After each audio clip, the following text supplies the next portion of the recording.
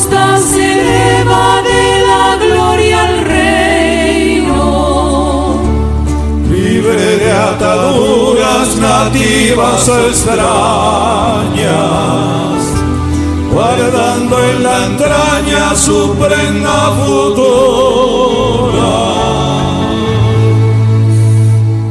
Patria que no tenga hijos desgraciados,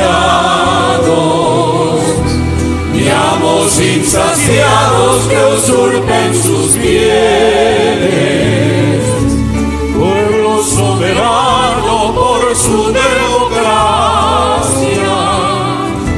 puerto con fragancias de fueros humanos, en un paraíso, sin guerra entre hermanos, rico en hombres sanos, de alma y corazón.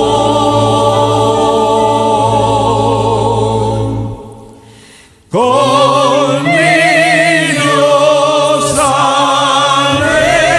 alegres y madres felices y un Dios que bendice su nueva ascensión.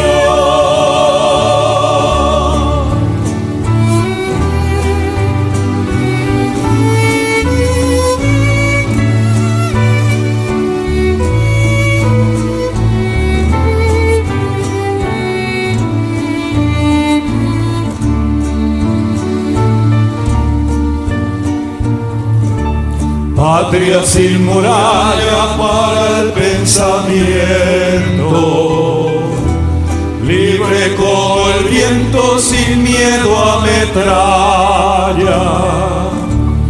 la nación modelo que por su cultura se ponga a la altura de todos los cielos, Donde alegres trinos beson libertarios a los proletarios y a los campesinos. Patria donde haya voces de estudiantes, promesa vibrante de luz paraguaya. Sueño en una patria sin hambre ni penas, ni odiosas cadenas que empañen su honor.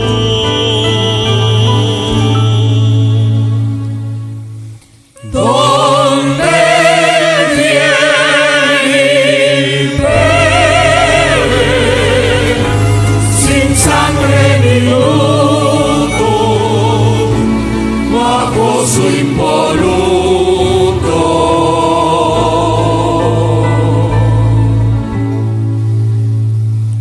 mar.